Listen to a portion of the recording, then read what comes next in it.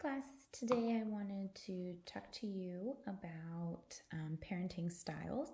So this is a continuation for us from our family chapter. When we think about parenting styles, most often we describe them in terms of two dimensions. The first being the dimension of demandingness, which we also sort of define as being control. This is the degree to which parents are going to set down those rules and those expectations for the behavior they think their children should have, but also how they feel their children should comply with that set of rules and expectations. The other dimension is responsiveness. So this is related to warmth. And this is the degree to which parents are generally sensitive to what their kids' needs are, how much they express that love, that warmth, that concern for their children. When we think about parenting styles, we can think about a graph that's sort of orthogonal, meaning that we can compare each of these characteristics together. So you see here on our slide, we've got our high demandingness and our low demandingness, but we also have high responsiveness and low responsiveness. And where these fall on the quadrants then produce a specific type of parenting style.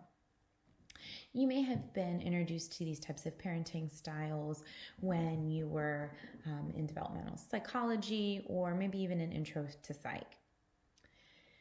So what does an authoritative parent look like versus an authoritarian versus an uninvolved versus a permissive? Well, let's take a look at some examples. So remember our high demandingness and our low demandingness. So our authoritative parent is going to have high demandingness but high responsiveness. So this parent would say something like, "No, you can't go to the mall today. We made plans to visit your aunt in the hospital. How about we drop you off at your friend's house on the way home? Is that a good enough compromise?" So now what you've got is, I understand what you want to do, but it doesn't matter what you want to do. This is what we have agreed on, right? So this is the expectation. So you see here, our parent isn't actually yielding in terms of what that expectation is.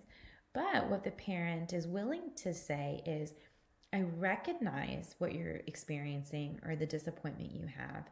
Let's see if we can come up with a compromise. Our authoritarian parent has that same degree of demandingness, but now has that low level of responsiveness or that low warmth, right? This would be a parent who says something like, "Do it my way because I said so." I consider this parent to be, it's my way or the highway type parent. You live here, it's my house, it's my rules, right? So now while this parent says, yeah, these are the rules, these are the expectations, they have very little of this responsiveness or this warmth, this sensitivity to, well, but this is what my kid might be experiencing. And I think it's important to recognize that in order to be authoritative doesn't mean you have to find a compromise for your child. It might simply be saying, hey, I get that you're disappointed right now. I understand that this isn't what you want to do, but this is a commitment that we made. All you're doing is acknowledging the feelings or the experiences of your child. And so this would be related to both that high demandingness, but also that high degree of responsiveness. So now we've got our permissive parent, right? So this parent's got a lot of warmth, a lot of responsiveness, but isn't the parent that has a whole heck of a lot of demandingness. So this parent would say something like, "Sure, you can have a party in the house while we're away. The key to the liquor cabinet is in your father's sock drawer." Right? So this is like the parent in high school that you wanted your friend's parents to have, right? Be like, "Yeah, let's go over to so-and-so's house." Our uninvolved parent is both low in demandingness, but also low in responsiveness and control as well. So this child probably really doesn't have a parent that might be around a lot. So adolescent might say something like, "Mom, are you home? Mom, no answer." Kid says, "I guess I'll make my own dinner again." How do these parenting styles then map out to development of a child over the course of lifespan? Well, what we find is that generally speaking, most researchers would say that that authoritative parenting style would be the best parenting style. We'll talk about this a little bit later, but here we've got our authoritative parent. They've got that sort of the child itself, because they had rules and regulations and things that they had to stick to, but they were also allowed to express their feelings.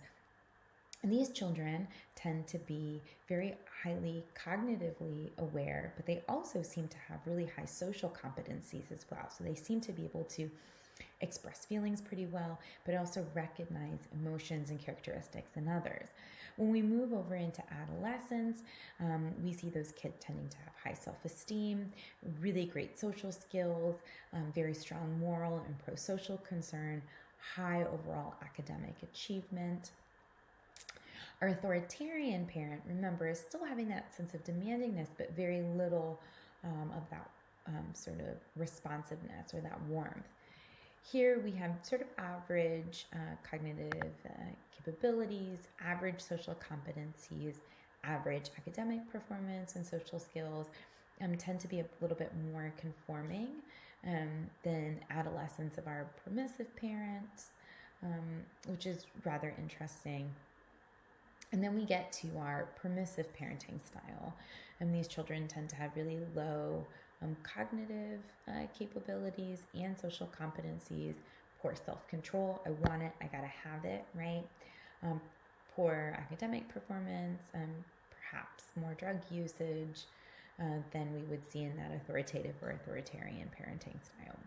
You might see here that we don't have any uninvolved parents popping up, and this is simply because in our example here, uninvolved parent isn't even home to make child dinner. They're probably not bringing their kids into the lab to do a research study. So we tend not to get some of these, tend to get too much data on some of these kids.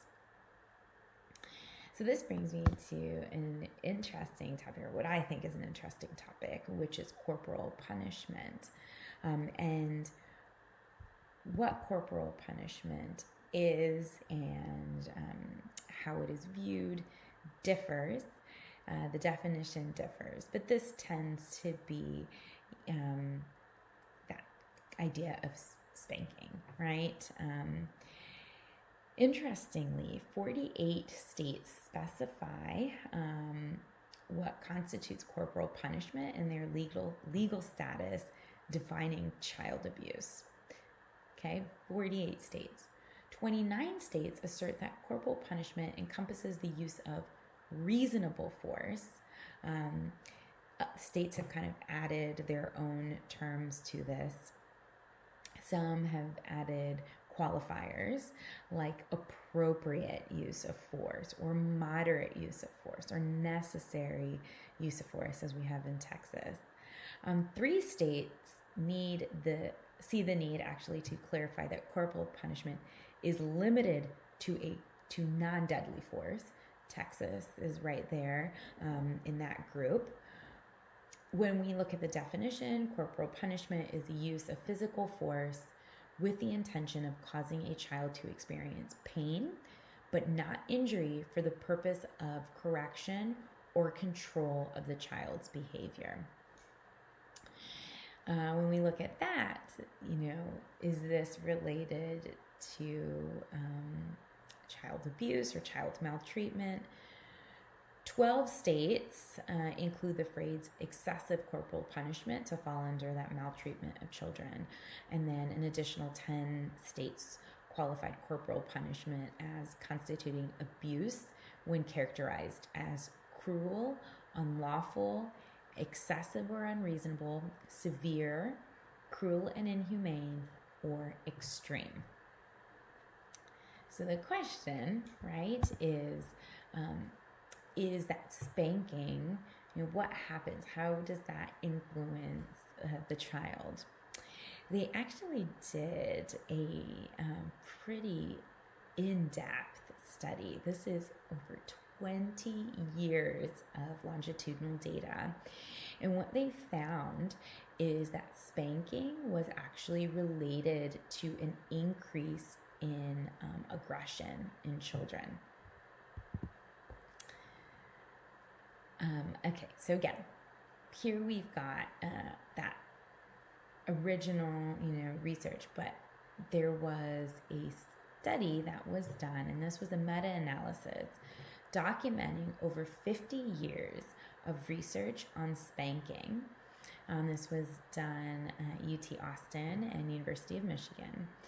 And, this kind of spans sort of 5 decades of research.